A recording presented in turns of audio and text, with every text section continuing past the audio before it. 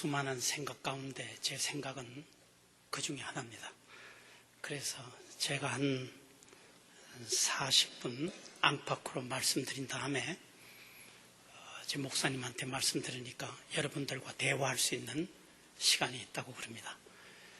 저는 높은 데 이렇게 서 있고 여러분들 낮은 데 앉아 계셔서 공평하지 않은 감이 있지만은 그러나 적어도 대화할 수 있는 여지를 남겨두고 제 그동안의 생각을 여러분들과 나누고 싶습니다. 지금 기도하신 목사님께서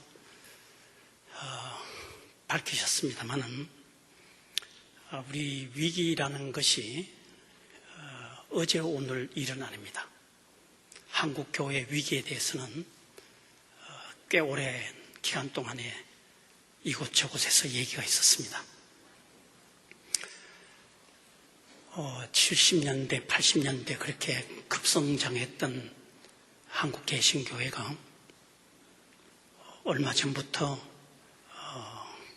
평형, 적어도 침체된 그런 상황에 돌입했다는 얘기를 오랫동안 해오면서 한국 교회가 위기를 맞고 있다. 그렇게 많은 사람들이 얘기하기 시작했습니다. 그런데 지난 얼마 전에 통계청에서 나온 이 수치를 보고 이 위기론을 이야기하던 사람들이 단단한 증거를 얻게 되었고 또 위기론을 주장했던 사람들에게 더욱더 위기에 대한 의식을 강화시키는 그런 특별한 계기가 되었습니다. 그래서 우리가 다 알다시피 천주교는 지난 10년 동안에 74.4%, 그래서 520만 명이 되고 개신교는 876만에다가 14만 4천이 줄어들어서 지금 861만 6천 명, 1.6%가 줄어들었다. 그렇게 됐습니다. 그래서 교회 성장 위기론을 이야기했던 사람들에게는 기름을 붓듯 아주 발칵 뒤집어지는 그런 일종의 충격파를 갖게 되었습니다. 그런데 이 성장 위기론과 무관하지는 않지만 그러나 뜻있는 사람들은, 생각 깊은 사람들은 이것을 계기로 삼아서 한국 교회가 제대로 한국 교회인가? 한국 교회가 정말 그리스도의 빛 아래서 제대로 굴러가고 있는 것인가? 정말 예수께서 이 땅에 오셨을 때 이 한국의 도성들을 보시고 눈물 흘리지 않는 그런 교회로 서고 있는가? 이런 아주 근본의 문제를 던지게 됩니다. 이것을 성장 위기론에 맞서는 무관하지는 않지만 본질 위기론 그렇게 이야기해 볼 수 있지 않을까 싶어요. 저도 이 뒤에 문제에 관심을 갖고 싶습니다. 정말 우리가 제대로 교회인가? 의미 있는 목회를 하고 있는가? 한국의 개신교 교도들이 의미 있는 신도로서 삶을 살아가고 있는가? 그러기 위해서 목회자는 지난 얼마 동안 어떻게 목회했으며 앞으로 어떤 목회를 해야 될 것인가? 이런 근본의 문제에 대해서 우리가 다가가야 되지 않을까? 그렇게 생각합니다. 우리가 앞날을 생각한다면 누구도 이런 문제에 피해갈 수 없는 그런 아주 심각한 문제를 우리가 다 대하고 있습니다. 그래서 저는 이 짧은 시간에 한 사회학도로서 이 한국 교회가 엉뚱한 데 서 있는 게 아니란 말이죠. 한국 사회 속에 들어있습니다. 한국 사회 구조 속에 들어있습니다. 이 한국 교회가 뿌리 내리고 있는, 한국 교회가 서고 있는, 기독교 신자들이 두 발을 내리고 있는 이 땅에 대한 이야기, 한국 사회에 대한 이야기, 이런 것을 조금 말씀드린 다음에 그런 사회 구조에서 한국 교회는 어떤 모습으로 서고 있는가, 또 한국 교회는 우리 한국 사회 구조와 관련해서 어떤 문제를 안고 있는가, 그런 것을 한 사회학도가 진단 분석해보고 이것을 돌파해 가기 위해서는 우리가 무슨 일을 해야 될 것인가, 어떻게 해야 하면 우리 앞날이 확보될 수 있는 것인가, 미래는 있는 것인가, 우리 현실의 문제를 극복하고 앞으로 어떻게 가야 될 것인지 수많은 생각 가운데 제 한 생각을 덧붙여 보려고 합니다. 사회학은 그렇게 긴 역사는 아니지만 어떻게 해서 사회가 이렇게 질서를 유지하면서 굴러가고 있고 또 그 사회가 변화하고 있는가에 대해서 관심을 쏟기 시작했습니다. 영국의 산업혁명, 또 프랑스의 대혁명, 18세기 말에요. 여기에서 사회학이 잉태해 나왔습니다. 어떻게 해서 평화스럽게 살던 영국 땅에 산업혁명이라는 거대한 변혁이 일어났는가? 어떻게 해서 왕정 중심으로 기득권을 유지했던 그런 체제가 시민들에 의해서 정권이 무너지는 프랑스 대혁명이 일어났는가? 문제는 무엇인가? 왜 그렇게 됐는가? 변동의 기제는 무엇인가? 이런 데 대해서 사회학하는 사람들이 관심을 가졌습니다. 이것은 비단 서양의 경험뿐만 아니고 우리 한국 경험도 마찬가지입니다. 우리도 지난 얼마 동안에 전통의 질서가 깨지고 새로운 질서가 나타나기 시작했습니다. 또 산업화, 그것도 물론 상당히 시간상으로 거슬러 올라갈 수 있지만은 대개 우리가 60년대 이후에 급속한 산업혁명에 가까운 변화를 일으켰다. 그렇게 얘기를 합니다. 그래서 농촌 인구가 대다수를 차지하다가 농촌 인구들이 도시로 전부 다 몰려왔습니다. 농촌을 떠나서 시골을 떠나서 도시로 향했습니다. 그것 때문에 한국 교회들이 도시에 크게 성장할 수 있었죠. 여기에 대한 논의들도 얼마든지 가능합니다만 또 가족 모습도 달라졌습니다. 옛날에 시골에서 농촌에서 자기 집안 중심으로 꽤 큰 가족 단위로서 살아가고 있었는데 지금 이렇게 변화를 겪으면서 아주 작은 단위로 가족 단위가 분화되기 시작했습니다. 굉장한 변화라고 할 수 있습니다. 뿐만 아니고 민주화 경험도 했습니다. 옛날에 어떤 한 사람이 힘을 쓰고 있었는데 그 한 사람이 왜 그렇게 힘을 쓰고 있는가, 오랫동안 하고 있는가, 많은 사람들이 참여하고 권리를 주장하고 해서 그 정권을 허물어뜨리기도 했습니다. 이런 변화에 대한 것, 질서가 깨지는 문제에 대해서 우리 한국 사회학자들도 관심을 가질 수밖에 없는 것입니다. 뿐만 아니라 오늘날 정보가 범람하고 있다든지요. 이런 모든 문제가 우리 질서를 허물어뜨리고 새로운 질서를 낳고 있지 않는가에 대한 관심을 불러일으키는 것입니다. 이게 서양뿐만 아니고 한국뿐만 아니고 온 세계가 이 비슷한 경험을 하고 있습니다. 이런 데 대해서 사회학도들이 관심을 표명하고 있어요. 그런데 이 변동의 기제가, 우리가 경험하는 변동의 기제가 반드시 영국이나 프랑스가 경험한 것하고 꼭 같지가 않습니다.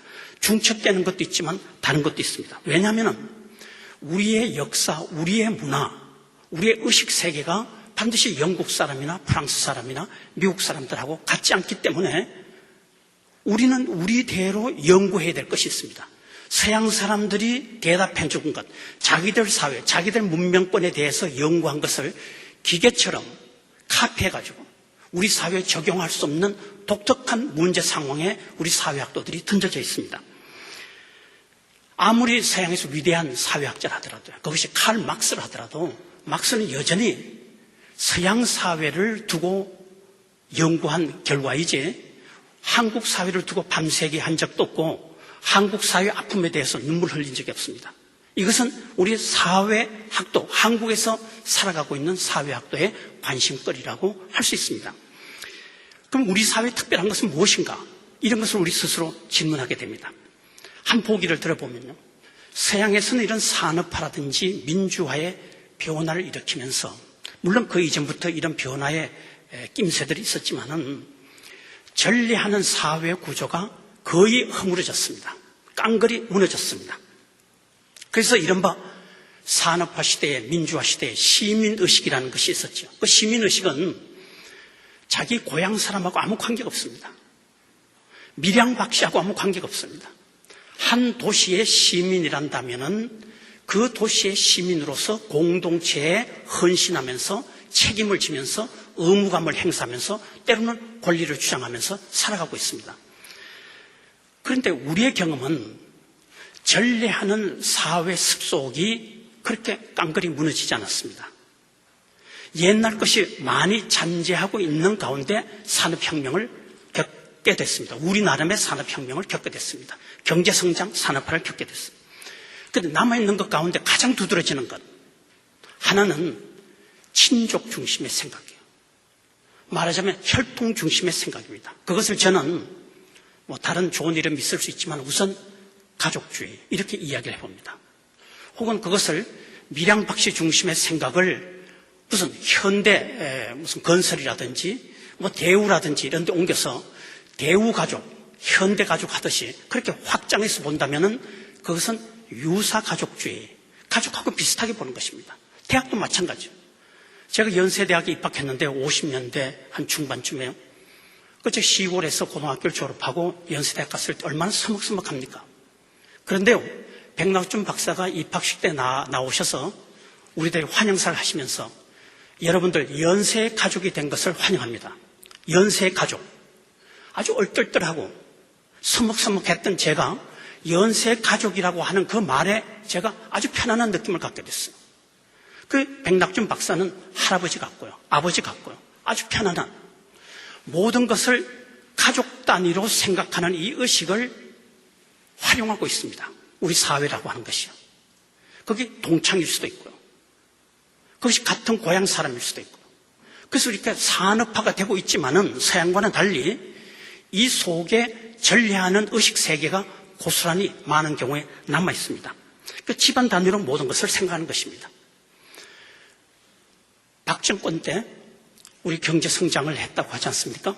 그런데 그 박정권 때 경제 성장은 서양에서 했던 것하고 달라요. 박정권의 경제 성장은 프랑스라든지 독일이라든지 혹은 미국 두말할 필요 없고 적어도 영국하고 다릅니다.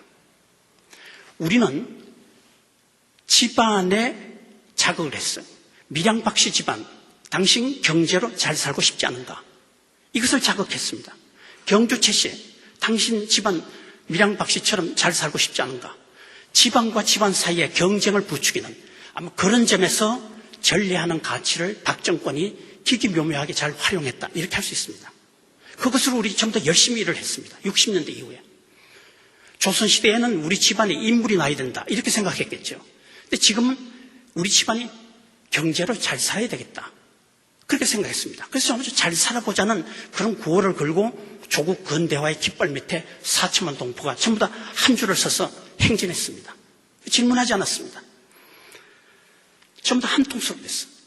밀양박씨 중심이라고 하는 친족 의식 위에 물질로 잘 살아보자고 하는, 제가 이름 붙인 것은 경제주의입니다만, 이 둘이 한 통속이 되어서 우리 사회를 경제성장이라는 그런 미래 사회를 향해서 줄다름치게 우리를 몰아붙였습니다.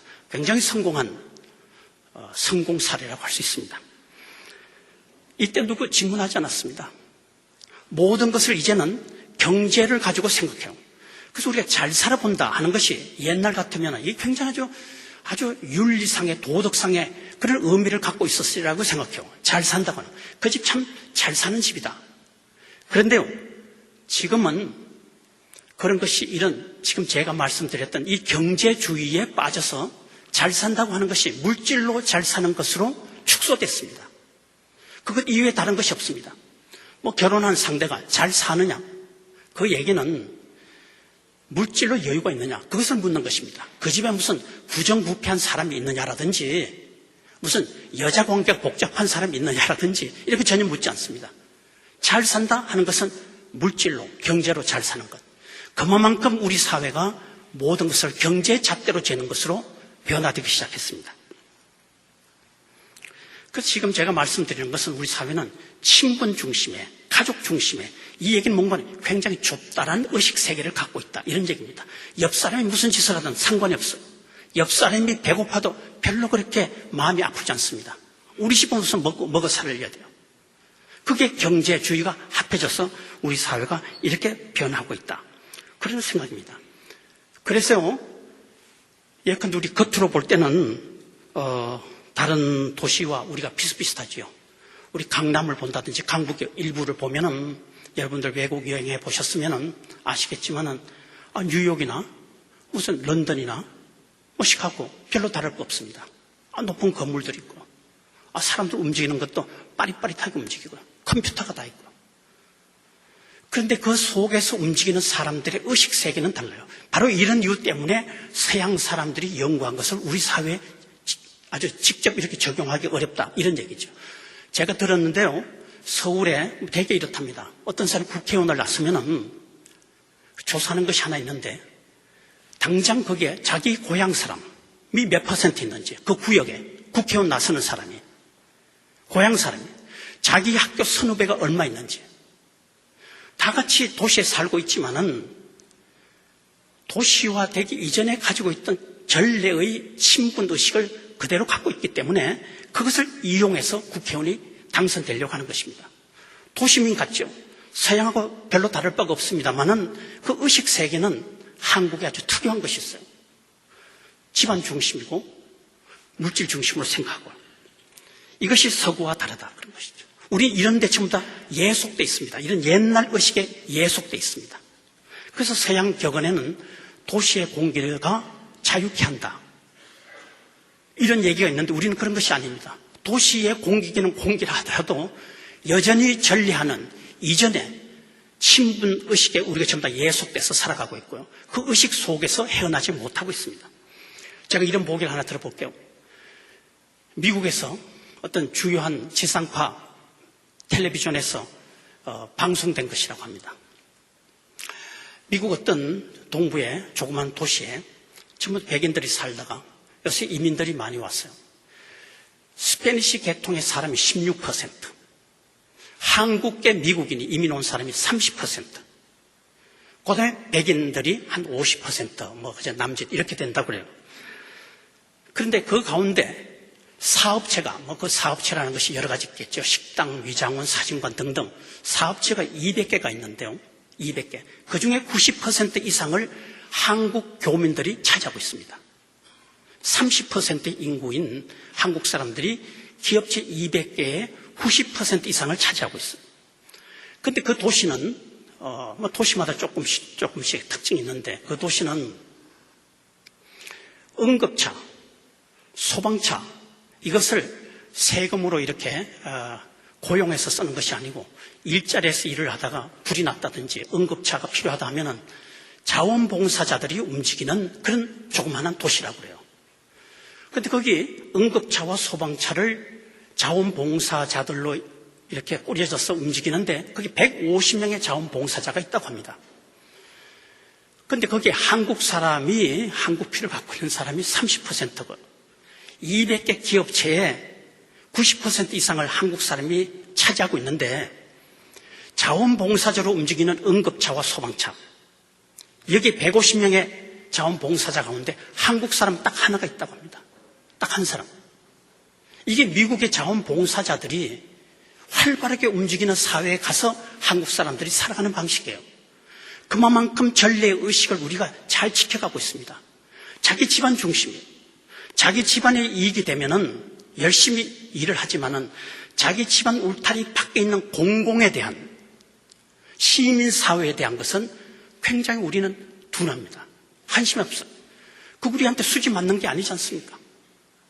자기 집안 중심으로 경제주의가 이렇게 한 통속이 되어 있는 이런 의식 속에 살아가고 있는 사람들이 미국에 가서도 우리 서울에 사는 사람이나 부산에 사는 사람이나 광주에 사는 사람, 또 아니면 시골에 사는 사람과 별로 다를 바가 없습니다.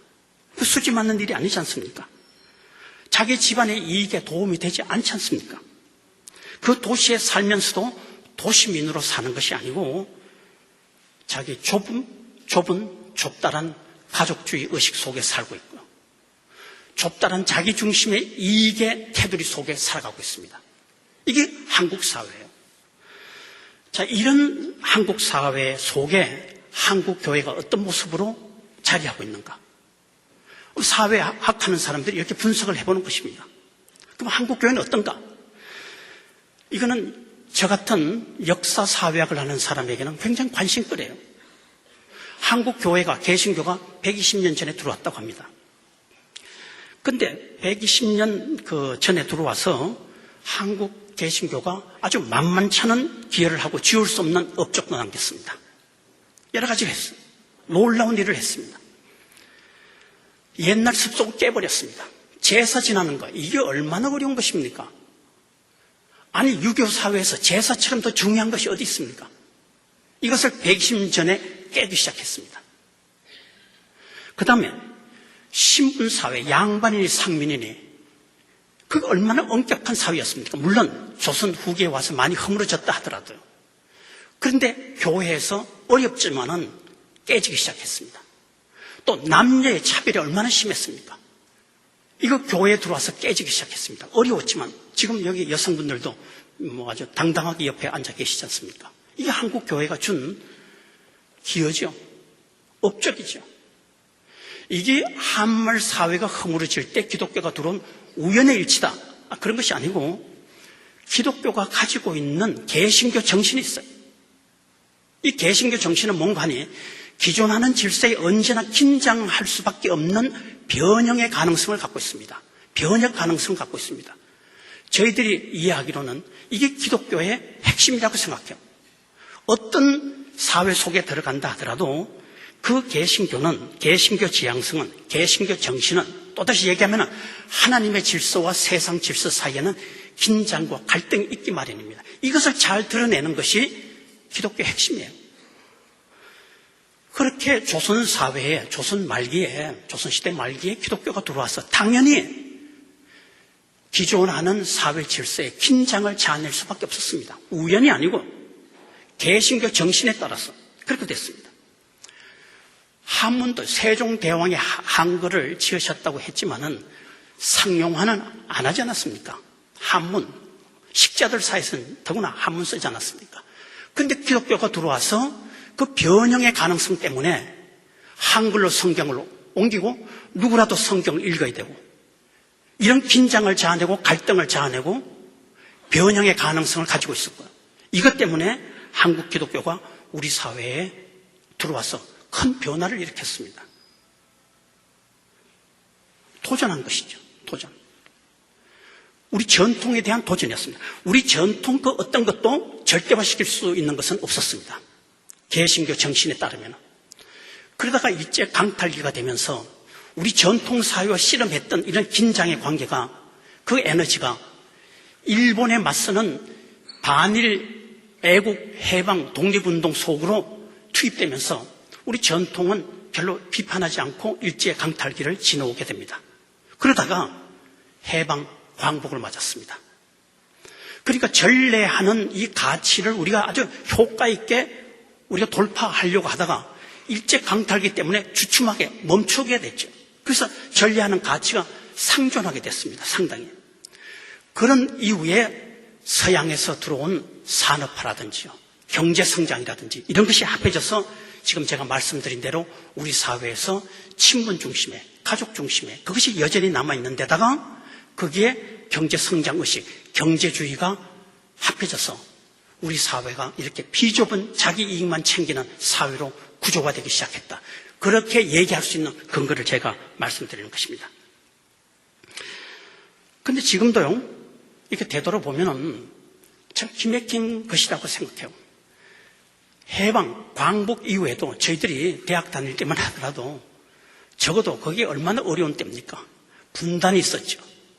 한국 전쟁이 있었죠. 가난하다면 얼마나 가난했겠습니까? 그런데도 불구하고 물론 여러 가지 정치 곡선이 있다 하더라도 빵보다 자유였습니다. 이승만 정권이 내건 거예요. 어떤 정권을 두둔하는 것이 아니고 현실이 그랬습니다. 빵보다 자유였어요. 그것으로 우리를 결속시키려고 했습니다. 그런데 쿠데타 세력이 등장한 다음에 이것을 기기묘묘하게 바꿔버렸습니다. 빵보다 자유가 아니고 자유보다 빵이다. 이렇게 됐습니다. 그런데 이 모든 문제에 대해서 별로 문제를 제기하지 않았습니다. 한국 교회도 문제를 제기하지 않았어요. 어떻게 자유보다 빵인가? 질문하지 않았습니다. 모두가 경제 성장의 목표를 향해서 한 줄로 섰어요. 질문함이 없이, 긴장을 자아냄이 없이 변혁의 가능성을 다 접어둔 채 경제 성장을 향해서 행진하기 시작했습니다. 어떻게 반대하지 않고 반론도 제기하지 않고 같은 목표, 같은 곳을 향해서 갔습니다. 교회도 그랬습니다. 맞으면 경제 성장이라고 하는 것은, 조국 근대화라고 하는 것은 일종의 모든 종교 집단을 초월하는 민족의 종교처럼 돼 있었어요. 그것을 도전하는 사람은 이단이었습니다. 누구도 도전하지 않아요. 그렇게 해서 교회마다 물질의 풍요를 생각하는 것을 당연하게 생각하고요. 그것이 유일한 축복인 것처럼 생각하고, 그러한 열렬한 신앙을 교회 속에서도 불러내기 시작했습니다. 강화시키기 시작했습니다. 따라서 목회의 성공은 뭔가 하니 이런 성장의 잣대에 맞는 사람이 목회를 성공한 것이라고 생각하게 됐어요. 양과 수치로 목회를 평가하기 시작했습니다. 교회의 권위도요, 뻐기는 교회는 그 교회의 수량의 크기로서 재보려고 했습니다. 경제 성장의 광포한 흐름에 교회가 휘말려 들어갔어요. 제 표현으로 그런 흐름에, 경제 성장의 도도한 흐름에, 물질 중심의 생각에 한국 교회가 휘말려 들어가서, 제 표현으로 다시 얘기하면 경제주의의 세력의 교회가 식민화됐다는 거죠. 완전히 식민지로 지배당하기 시작했습니다. 120년 전에 우리 한국 교회가 우리 사회에 대해서 질문했던 그 질문의 능력을 잃어버리고요, 긴장을 자아냈던 긴장의 가능성을 놓쳐버리고 완전히 경제 성장 제일주의에 식민화됐습니다. 아주 기분 좋게 조국 근대화 경제 성장과 동행하는 길동무가 됐습니다. 긴장이 없어요. 민주니 인권이니 이런 것에 관심이 없습니다. 경제 성장에 맞춰서 교회도 물질로, 경제로 성장하는 것, 수치로, 수량으로 성장하는 것, 그거 이상 별로 깊이 생각하지 않았습니다. 그렇게 해서 우리 사회가 경제 성장을 하고, 그렇게 해서 우리 한국 교회가 성장했습니다. 이게 우리의 스토리입니다. 천민 자본주의라는 게 있지 않습니까? 자기만 생각하고 룰을 깨도 좋고요, 다른 사람 무시해도 좋고요, 넓은 삶의 세계에 대해서 눈 돌리지 않고 이기성에 집착하는 그 일그러진 탈선 자본주의 형태를 우린 천민 자본주의라고 그러지 않습니까? 그런데 그것을 천민 자본주의라고 교회 바깥을 향해서 손가락질만 할 것입니까? 천민 기독교는 없는 것입니까? 수단 방법 가리지 않고 자기 이익을 위해서 넓은 높은 하늘의 세계를 생각하지 않고 나아가고 있는 이 천민 기독교의 형태가 과연 우리 안에 없는 것인지, 이런 것을 우리가 질문합니다. 한국 사회 흐름을 한국 교회가 고스란히 반영했습니다. 고스란히 담아냈습니다. 그 지배 밑에 들어갔습니다. 식민화됐습니다. 교회의 울타리 넘어 다른 사람, 이웃 일반에 대한 관심은 없었습니다. 좁은 친밀성, 그것이 개교회주의일 수도 있고요, 개교회 교파주의일 수도 있고요, 패거리들, 그런 이기주의자들의 집단들이 유사 가족 집단들 비슷비슷하게 횡행하기 시작했죠, 한국 교회. 따라서 교회와 교회 사이의 협력도 어렵고, 교단과 교단 사이의 협력도 어렵고요. 왜냐하면 밀양박씨 중심이고, 우리 교회 중심이고, 우리 교회 울타리 안에 바글바글 하는 것, 그것이 교회 전체라고 생각하고, 그것이 교회 성장의 지름길이라고 생각하고, 실로 역설입니다. 하나님의 말씀을 이 땅에 선포하겠다고 나온 십자가의 피로 세워진 이 교회가, 그 말씀을 선포해야 될 교회가 좁다란 집단 이익과 경제 논리의 늪에 빠져서 물질의 잣대로 모든 것을 재보려고 하는 천한 교회로 떨어졌습니다. 제가 아는 어떤 목사님이에요. 꽤 젊은 목사님이에요. 얼마나 이런 것이 의식 속에 깊이 들어갔으면 이럴까 싶어요. 자기 교회 일을 하는데 좀 활동도 하고 싶은데 돈이 없어 못한다고 그래요. 돈이 없대요. 아주 좀 어려운 말을 씁니다. 돈이 없다 이러면 편할 것 같은데 자본이 없답니다. 자본이 없어 일을 못한대요. 물질이 모든 것을 결정한다고 하는 의식세계에 완전히 빠져 있지 않습니까? 저는 물론 돈이 중요하다고 생각하지만 돈이 있어야 일을 하고 없다고 생각할 만큼 물질이 모든 것을 결정한다는 이런 의식세계, 이거 막스의 생각 아닙니까? 물질의 요인이 모든 것을 결정한다. 막스주의 아닙니까? 이게 좌파 막스주의자란다면 박정권 이후에 물질로 모든 것을 결정한다고 생각하게 된 이 의식세계는 우파 막스주의라고 할 수 있죠. 전부 다 물질로. 그게 좌냐 우냐 그것만 다를 뿐이지 모든 것을 물질이 해결해 준다고 생각하는 거예요. 우리 속에 우파 막스주의가 들어있습니다. 모든 것을 물질로 생각하는, 물질만 있으면 모든 것을 해결할 수 있다고 하는 아주 저질의 생각이 우리 교회 속에, 기독교 속에, 목사의 의식 속에 들어있어요. 전부 다 시장의 논리로 보는 것입니다. 이게 장사가 되는가 안 되는가? 이 설교를 해도 이렇게 하면 교인이 모일 것인가 안 모일 것인가? 이런 설교가 성장을 시킬 것인가 성장을 시키지 않는 것인가? 우리 가끔 TV를 통해서 부정한 사람들의 이야기가 나옵니다. 무슨 생선, 가짜 생선을 진짜인 것처럼 파는 사람들. 그러면 TV 뉴스에 모자이크가 돼서 나오는데요. 그 사람들 말이 장사가 되는데 안 할 사람이 어디 있는가? 우리 청취자를 가르쳐 주려고.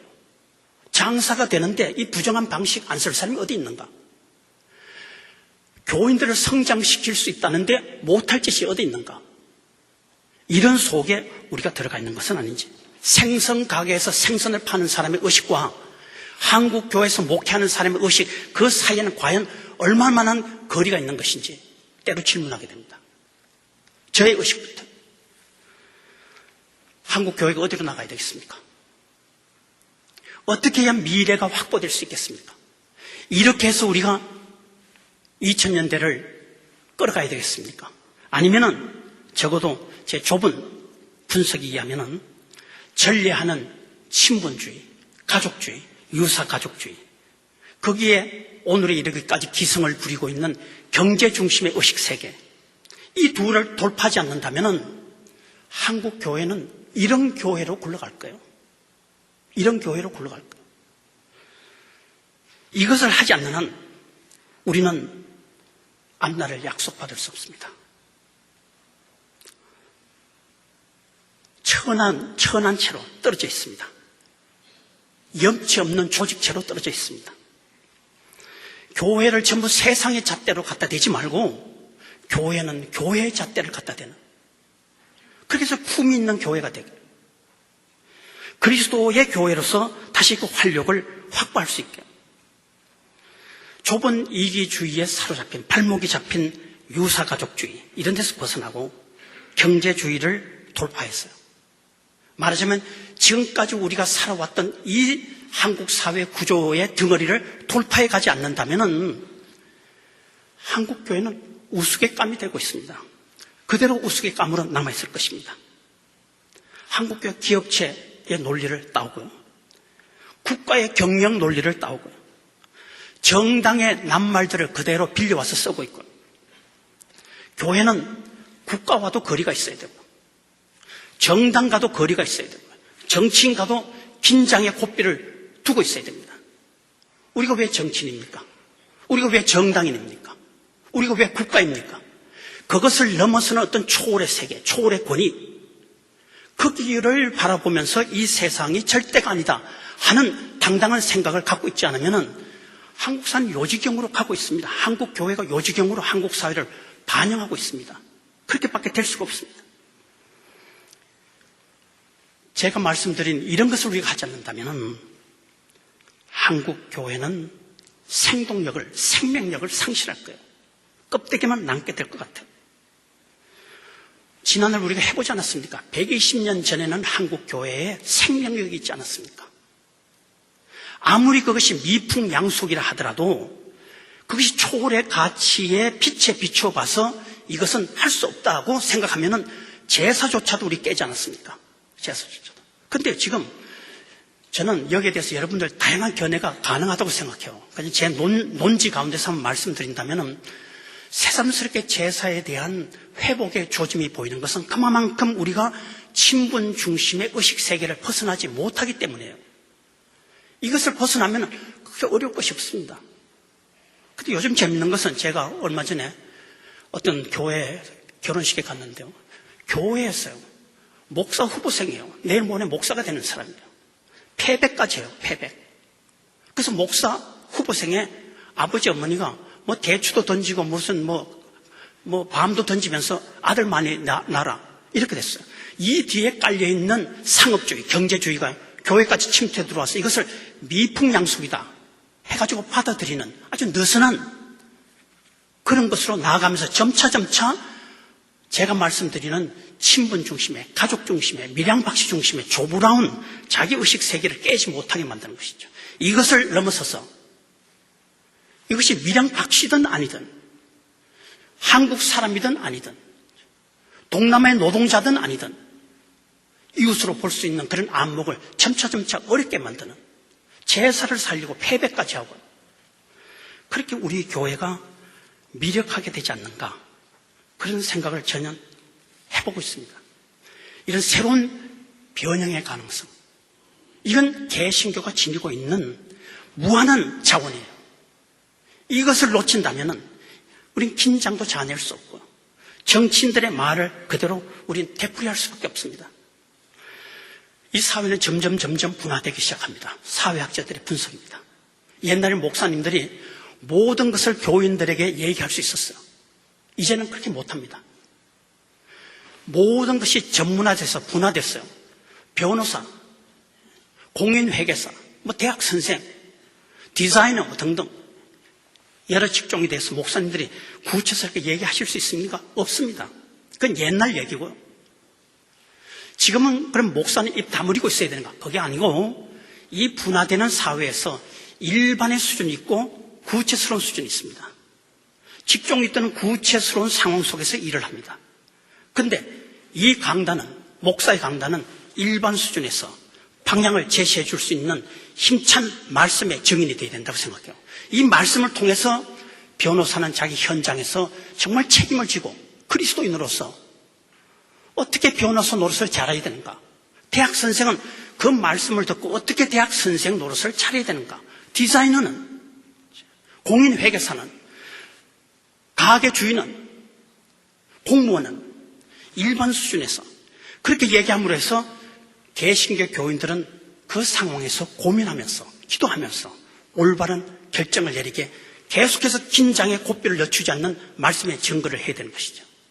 구체스럽게 교수는 이렇게 가르치라든지 디자이너는 이렇게 디자인하라든지 목사님들 할 수 없습니다. 이 수준에서 얘기를 해야 돼요. 그런데 이 수준에서 얘기를 하려면은 정치인들하고도 달라야 되고 교수하고도 달라야 되고 디자인하고도 달라야 되는 것입니다. 말씀 중심이 되어야 되는 것입니다. 영성이라는 게 뭡니까?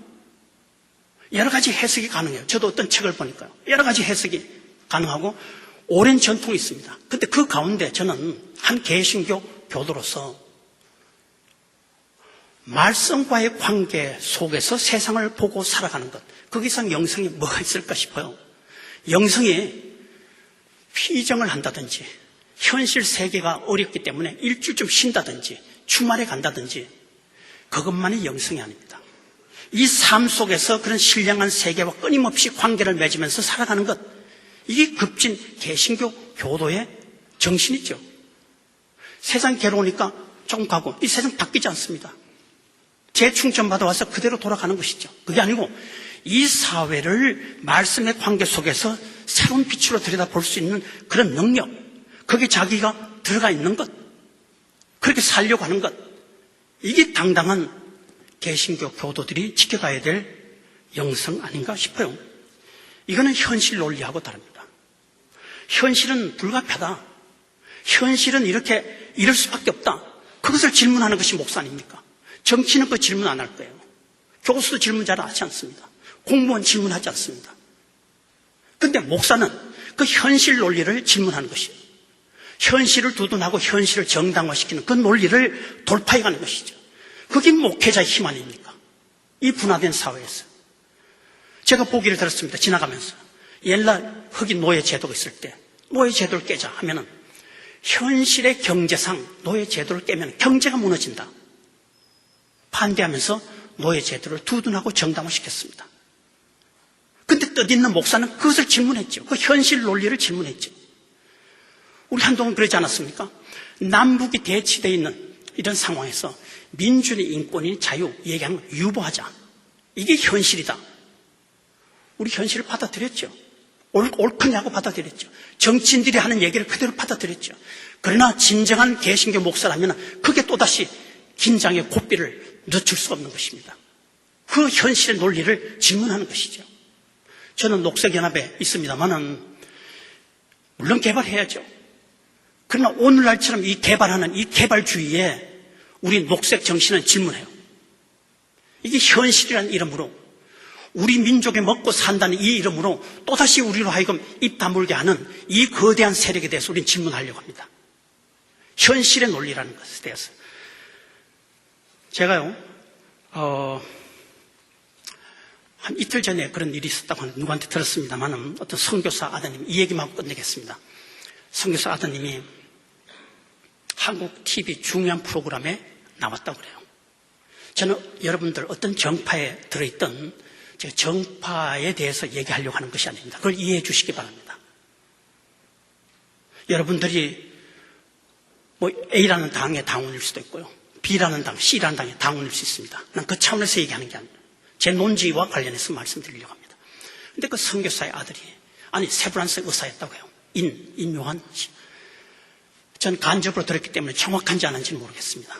그런데 거기 그 대화 중에 북쪽의 퍼주기라는 얘기가 나왔대요. 퍼주기. 그랬더니 그 선교사 아드님인 세브란스 병원의 의사인 그 사람이 퍼주기란 말이 성립되지 않는다고 얘기했다고 그래요. 퍼주기란 말이. 저는 아주 그 말에 부끄러워했습니다. 저 어떤 정파를 얘기하는 게 아니에요. 아니, 기독교인들은 어떤 정파의 낱말하고 개념하고 달라야 돼요. 특히 목사는 달라야 돼요. 정치인에 쓰는 그 말을 고스란히 여기 강당에서 왜 얘기해야 됩니까? 그건 그 당의 연설장에 가면 되지 않습니까? 왜 여기 우리 교회에 나오는가? 그거는 그것보다 높은 초월의 가치를 향해서 우리와 하여금 생각하게 만들어서 현실 그 자체를 질문할 수 있는 힘을 교회에서 얻어서 나가기 위해서 교회에 오는 것 아닙니까? 정치 연설 대표하는 거 그거 듣기 위해서 나오지 않습니다. 그거 듣기 위해서 목사의 권위를 세우지 않습니다. 목사의 권위는 이 정치인들의 개념 그 이상을 얘기할 때, 정파를 넘어설 때, 그때 우리는 그 사람을 존경하고 그 권위를 인정하죠. 근데 퍼주기, 저는 그 얘기를 듣고 심히 부끄러워하고요. 죽어가는 이웃이 있는데 퍼주기라고 하면서 우리는 이렇게 사치스럽게 살아야 되겠습니까? 선한 사마리인의 비유에서 보듯이 그 상처받은 사람에게 기름과 포도주를 붓는 것, 이게 퍼주기입니까? 이게 퍼주기입니까? 이건 정치인들의 논리의 퍼주기라고 하는 것은 우리는 이웃에 대한 관심을 갖는 것입니다. 그것이 공산주의자든 그게 아프리카 사람이든 그것이 나의 원수이든 우리는 그런 사람들에게 관심을 가져야 돼요. 이것은 박영신의 핏줄하고 아무 관계가 없습니다. 우리의 좁은 친분의식을 넘어서는 것입니다. 이것은 경제 계산하고 아무 관계가 없습니다. 돈이 있어서 하는 것이 아닙니다. 있는 그대로 하는 것입니다. 그것이 아름다운 거예요. 있는 그대로.